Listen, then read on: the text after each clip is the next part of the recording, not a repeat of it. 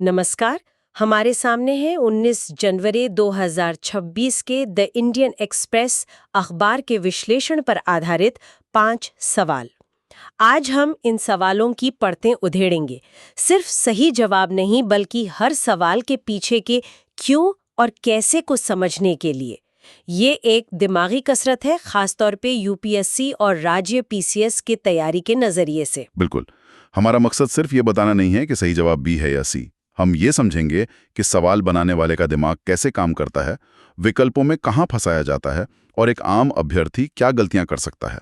तो चलिए इस दिलचस्प चर्चा को शुरू करते हैं। जरूर। ठीक है, तो पहला सवाल सीधा अंतर्राष्ट्रीय संबंधों से जुड़ा है।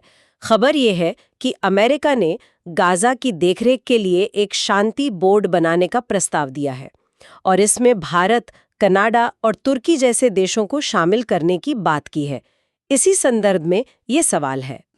इसमें 3 कथन है। पहला कहता है कि ये प्रस्ताव संयुक्त राष्ट्र सुरक्षा परिषद यानी यूएनएससी के पारंपरिक तरीके से अलग एक अस्थायी शासी निकाय का सुझाव देता है। ठीक है। दूसरा कथन है कि इसमें भारत का शामिल होना बहुध्रुवीय विश्व की बढ़ती स्वीकृति को दिखाता है, जहां गैर पश्चिमी शक्तियां पश्चिम एशिया में बड़ी भूमिका निभा रही हैं। और तीसरा कथन कि यूएन चार्टर यूएनएससी के सीधे आदेश के बिना ऐसे किसी भी क्षेत्रीय शांति निगरानी बोर्ड के गठन पर रोक लगाता है। ये सवाल आज की बदलती दुनिया की हकीकत को सीधे पकड़ता है और इसका सही जवाब है ए, यानी सिर्फ पहले 2 कथन सही हैं। पहला और दूसरा तो समझ आता है। अमेरिका यूएनएससी के बाहर जाकर कुछ कर रहा है और भारत को बुला रहा है, तो जाहिर है भारत का कद बढ़ रहा है और दुनिया बहुध्रुवीय हो रही है। लेकिन ये तीसरा कथन मुझे थोड़ा उलझा रहा है। हाँ। आमतौर पे तो यही लगता है कि शांति और सुरक्षा से जुड़ा कोई भी अंतर्राष्ट्रीय काम यूएनएससी की मर्जी के बिना हो ही नहीं सकता। इस सोच में कहाँ गलती है? और यही वो जाल है जिसमें ज्यादातर लोग फंसेंगे। एक बहुत ही आम धारणा है, लेकिन कानूनी हकीकत थोड़ी अलग है। अच्छा। देखिए, यूएन चार्टर का चैप्टर 8 असल में क्षेत्रीय संगठनों को शांति और सुरक्षा के लिए पहल करने के लिए प्रोत्साहित करता है। इसे ऐसे समझिए कि यूएन कहता है, अगर आप लोग अपने आसपास में मिलकर कोई मसला सुलझा सकते हैं तो बहुत अच्छी बात है। अच्छा, तो फिर यूएनएससी की जरूरत कहाँ पड़ती है? जरूरत तब पड़ती है जब बात प्रवर्तन कार्रवाई यानी एनफोर्समेंट एक्शन की हो। एनफोर्समेंट एक्शन मतलब अगर ये शांति बोर्ड सिर्फ निगरानी, बातचीत या रिपोर्टिंग कर रहा है तो उसे यूएनएससी की अनुमति की जरूरत नहीं है। लेकिन जिस पल ये बोर्ड किसी देश के खिलाफ सैन्य कार्रवाई करने या आर्थिक प्रतिबंध लगाने का फैसला करता है, तब उसे यूएनएससी से हरी झंडी लेनी पड़ेगी। ओ, तो ये बहुत बारीक सा फर्क है। बिल्कुल। एक नेबरहुड वॉच कमेटी बनाने के लिए पुलिस की इजाजत नहीं चाहिए, लेकिन अगर वो कमेटी किसी को गिरफ्तार करना चाहे तब पुलिस का रोल आता है। सवाल बनाने वाले इसी बारीक फर्क का फायदा उठाते हैं। वाह, मतलब सिर्फ बोर्ड बनाने पर रोक नहीं है, लेकिन अगर वो बोर्ड एक्शन में आना चाहे तब यूएनएससी की भूमिका आएगी। ये तो हुई वैश्विक मंच की बात, जहां नियमों की अपनी पेचीदगियां हैं। चलिए अब देश के भीतर एक ऐसी ही पेचीदा नीति को समझते हैं जो सीधे तौर पर हमारे किसानों से जुड़ी है, उर्वरक सब्सिडी। सवाल उर्वरक सब्सिडी व्यवस्था पर है। पहला कथन है कि न्यूट्रिएंट बेस्ड सब्सिडी एनबीएस योजना के तहत हर पोषक तत्व nitrogen N, phosphorus P, potash K और सल्फर एस के लिए हर साल एक तय सब्सिडी दी जाती है। ठीक है। दूसरा कथन है कि यूरिया इस एनबीएस योजना से बाहर है और उसकी कीमत मतलब एमआरपी सरकार खुद तय करती है। और तीसरा कथन कहता है कि उर्वरकों में प्रत्यक्ष लाभ हस्तांतरण यानी डीबीटी का मतलब है कि सरकार सब्सिडी का पैसा सीधे किसानों के बैंक खातों में डालती है। इस सवाल का सही जवाब है बी, यानी सिर्फ पहले 2 कथन सही हैं। ये दोनों कथन भारत की उर्वरक नीति की मौजूदा तस्वीर को बिल्कुल सही दिखाते हैं। एनबीएस योजना पोषक तत्वों पर आधारित है, ये सही है। और ये भी एक बहुत महत्वपूर्ण तथ्य है कि यूरिया जो सबसे ज्यादा इस्तेमाल होता है वो इस योजना से बाहर है। सरकार उसकी कीमत को सीधे कंट्रोल करती है, जिसकी वजह से उसका बेतहाशा इस्तेमाल होता है और जमीन का स्वास्थ्य भी बिगड़ता है, जैसा कि स्रोत में अशोक गुलाटी के लेख में भी बताया गया है। लेकिन डीबीटी वाला तीसरा कथन गलत क्यों है? डीबीटी का तो मतलब ही है डायरेक्ट बेनिफिट ट्रांसफर। जब पीएम किसान योजना में पैसा सीधे खाते में आता है तो यहाँ ऐसा क्यों नहीं है? ये कैसे गलत हो सकता है? और यही इस सवाल का सबसे मजेदार और फंसाने वाला हिस्सा है। अच्छा। उर्वरक के मामले में सरकार ने डीबीटी शब्द का इस्तेमाल तो किया, लेकिन उसका मतलब बदल दिया। ये वैसा ही है जैसे आप किसी को कैशबैक कहें, पर असल में उसे अगले खर्च के लिए डिस्काउंट कूपन दें। एक मिनट, इसे थोड़ा और आसान करते हैं। जरूर।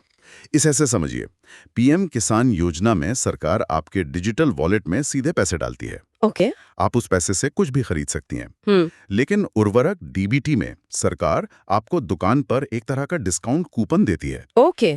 जब आप अपनी पहचान जैसे आधार दिखाकर पॉइंट ऑफ सेल यानी पीओएस मशीन पर खाद खरीदते हैं, तो आपको पहले से ही कम कीमत चुकानी पड़ती है। बाद में सरकार उस डिस्काउंट कूपन का पैसा यानी सब्सिडी दुकानदार को, मतलब उर्वरक कंपनी को, दे देती है। ओह, तो पैसा किसान के खाते में नहीं जाता? नहीं, तो फायदा किसान को ही मिला, और सीधे मिला, लेकिन कैश के रूप में नहीं, बल्कि कम कीमत के रूप में। और पैसा किसान के खाते में नहीं, बल्कि कंपनी के खाते में गया। समझ गई। नाम डीबीटी है, पर काम करने का तरीका बिल्कुल अलग है। बिल्कुल। मतलब लाभ प्रत्यक्ष है, पर हस्तांतरण का रास्ता अलग है। ये बारीकी जानना बहुत जरूरी है। किसानों की बात हुई, तो चलिए अब जमीन, जंगल और पर्यावरण की तरफ चलते हैं। अगला सवाल प्रधानमंत्री की काजीरंगा राष्ट्रीय उद्यान की यात्रा से जुड़ा है। काजीरंगा। इसके 3 कथन हैं। पहला, यह ब्रह्मपुत्र नदी के बाढ़ वाले मैदानों पर बना एक यूनेस्को विश्व धरोहर स्थल है। दूसरा, यह भारतीय वन्य जीवों के बिग 5 का घर है। एक सींग वाला गैंडा, रॉयल बंगाल टाइगर, एशियाई हाथी, जंगली भैंसा और दलदली हिरण। और तीसरा, इस पार्क की खासियत तराई दुआर सवाना और घास के मैदान है। ये एक ऐसा सवाल है जिसमें कोई पेच नहीं है। ये पूरी तरह से तथ्यात्मक है और इसके तीनों ही कथन बिल्कुल सही हैं। तो सही जवाब है डी। हाँ, डी। ये सवाल एक बहुत अच्छा उदाहरण है कि कैसे किसी वीआईपी की यात्रा जैसी सामान्य खबर को भूगोल और पर्यावरण के स्थायी ज्ञान से जोड़ा जाता है। तैयारी का सही तरीका यही है कि हर खबर के पीछे छुपे सिलेबस के हिस्से को पहचानें। यहाँ ये बिग 5 का कॉन्सेप्ट बड़ा दिलचस्प है। अफ्रीका के बिग 5 के बारे में तो सबने सुना है, लेकिन काजीरंगा का अपना बिग 5 होना इसकी अहमियत को और बढ़ा देता है। बिल्कुल, ये काजीरंगा की असाधारण जैव विविधता को दिखाता है। जरा सोचिए, ये 5 विशाल और प्रतिष्ठित जानवर एक ही जगह पर रह रहे हैं। ये कोई मामूली बात नहीं है। सही बात है।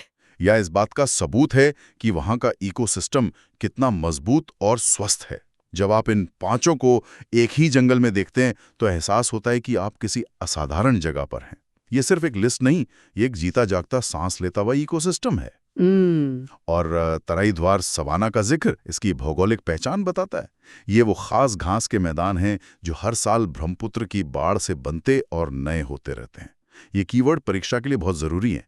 काजीरंगा में तो सब कुछ वैसा ही है जैसा दिखता है, शानदार और बड़ा। लेकिन अब चलते हैं शहरी शासन की दुनिया में, जहां एक पद है जो नाम से तो बहुत बड़ा लगता है, पर असलियत थोड़ी अलग हो सकती है।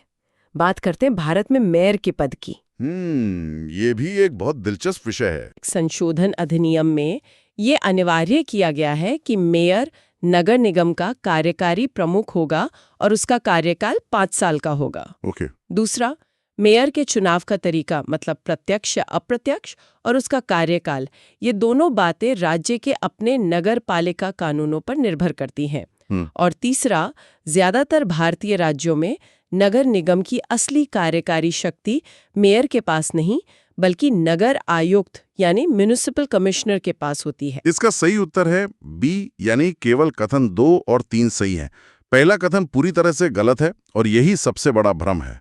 लेकिन 74वें संशोधन ने तो स्थानीय सरकारों को मजबूती दी थी, तो क्या उसने मेयर के पद के लिए कोई साफ नियम नहीं बनाए? उसने एक ढांचा दिया, एक नींव रखी, लेकिन इमारत कैसी बनेगी ये काफी हद तक राज्यों पर छोड़ दिया। अच्छा। संविधान ने कहा कि स्थानीय चुनाव होने चाहिए, संस्थाएं बननी चाहिए, लेकिन मेयर का चुनाव सीधे जनता करेगी या चुने हुए पार्षद करेंगे, उसका कार्यकाल कितना होगा, उसकी शक्तियां क्या होंगी, ये सारी बातें राज्यों की विधानसभाओं को तय करनी थी। इसीलिए हर राज्य में अलग व्यवस्था है। बिल्कुल। जैसा कि स्रोत में मुंबई का उदाहरण है, वहां मेयर का कार्यकाल सिर्फ 2.5 साल का होता है, 5 साल का नहीं। अच्छा, तो फिर इस कमिश्नर लेड मॉडल का क्या मतलब है? क्या इसका कोई फायदा भी है? कुछ लोग तर्क दे सकते हैं कि एक आईएएस ऑफिसर शायद राजनीतिक दबाव से मुक्त होकर शहर का प्रशासन बेहतर चला सकता है, जबकि एक मेयर हर फैसले में चुनावी राजनीति देखेगा। आपने बिल्कुल सही नब्ज पकड़ी है। ये एक बहुत बड़ी बहस का विषय है। भारत में कमिश्नर लेड मॉडल अपनाने के पीछे यही तर्क था कि एक स्थायी पेशेवर और पॉलिटिकली न्यूट्रल अधिकारी रोजमर्रा के प्रशासन को संभालें, जबकि मेयर और पार्षद नीति निर्माण और निगरानी का काम करें। यानी शक्तियों का बंटवारा। एक तरह से हाँ। नगर आयुक्त एक तरह से कंपनी का सीईओ है, जिसके पास कार्यकारी शक्तियां हैं, और मेयर बोर्ड का एक सेरेमोनियल चेयरमैन है जो बैठकों की अध्यक्षता करता है। इसके फायदे भी हैं और नुकसान भी। फायदा ये कि काम राजनीतिक खींचतान में नहीं फंसता, लेकिन नुकसान ये कि जनता द्वारा चुना गया प्रतिनिधि अक्सर शक्तिहीन महसूस करता है। इसलिए कथन 3 भारत की शहरी शासन की जमीनी हकीकत को बिल्कुल सही दिखाता है। ये तो बहुत ही महत्वपूर्ण अंतर है। मतलब संवैधानिक संशोधन ने एक दिशा दी, लेकिन उसे लागू करने का तरीका राज्यों पर छोड़ दिया। ठीक है, मेयर के पद में हमने देखा कि कैसे शक्तियां राज्यों के हाथ में हैं। चलिए अब इतिहास में चलते हैं और देखते हैं कि कैसे एक देश ने पूरे महाद्वीप पर अपने प्रभाव का दावा किया था। आज का आखिरी सवाल विश्व इतिहास से। 19वीं शताब्दी में तैयार किए गए मनरो सिद्धांत का प्राथमिक उद्देश्य क्या था? इसका जवाब सीधा और स्पष्ट है। बी, यूरोपीय औपनिवेशिक शक्तियों को अमेरिका यानी पश्चिमी गोलार्ध में और ज्यादा हस्तक्षेप करने या नए उपनिवेश बनाने से रोकना। ये सिद्धांत 1823 में आया था। उस समय ऐसा क्या हो रहा था? उस समय लैटिन अमेरिका में क्रांति की लहर चल रही थी। स्पेन और पुर्तगाल की पकड़ ढीली हो रही थी और कई देश आज़ाद हो रहे थे। अमेरिका, जो खुद एक पूर्व कॉलोनी था, उसे ये डर था कि स्पेन के जाने से जो खालीपन पैदा होगा, उसे भरने के लिए ब्रिटेन, फ्रांस या रूस जैसी कोई और यूरोपीय शक्ति वहां आ जाएगी। अच्छा। तो अमेरिकी राष्ट्रपति जेम्स मनरो ने एक तरह से पूरी दुनिया को चेतावनी दी, ये हमारा इलाका है, यूरोप अब अमेरिका महाद्वीप में कोई नया दखल नहीं देगा। ये अमेरिकी विदेश नीति का एक मील का पत्थर बन गया। लेकिन ये तो 200 साल से भी ज्यादा पुरानी बात है। आज के अखबार में इसका जिक्र क्यों हो रहा है? क्योंकि इतिहास कभी मरता नहीं, वो बस नए रूप में सामने आता है। स्रोत में एक साक्षात्कार का उल्लेख है जिसमें बताया गया है कि कैसे इस सिद्धांत का एक आधुनिक ट्रम्पियन संस्करण 21वीं सदी में प्रभाव क्षेत्रों, स्फीयर्स ऑफ इन्फ्लुएंस की नीति का संकेत दे सकता है। मतलब जैसे अमेरिका ने 19वीं सदी में अपने पड़ोस को अपना प्रभाव क्षेत्र घोषित कर दिया था, वैसे ही आज रूस अपने पड़ोसी देशों जैसे यूक्रेन को और चीन अपने पड़ोसी क्षेत्रों जैसे दक्षिण चीन सागर को अपना प्रभाव क्षेत्र मानता है, और वो किसी बाहरी शक्ति का दखल बर्दाश्त नहीं करना चाहता। ये दिखाता है कि विश्व इतिहास की अवधारणाएं आज की अंतर्राष्ट्रीय राजनीति को समझने के लिए कितनी प्रासंगिक हैं। तो ये थी हमारी आज की चर्चा। हमने देखा कि कैसे एक अखबार की खबर हमें राज्य व्यवस्था, अर्थव्यवस्था, पर्यावरण और इतिहास के कितने गहरे सिद्धांतों से जोड़ सकती है। बात सिर्फ तथ्यों की नहीं, बल्कि उनके बीच के कनेक्शन को समझने की है। बिल्कुल। और इस चर्चा से एक आखिरी सवाल मैं छोड़कर जाना चाहूंगा। जरूर। वक्त के रूप में इस्तेमाल किया जा सकता है। ये एक ऐसा सवाल है जो आपकी सोच को और गहरा कर सकता है।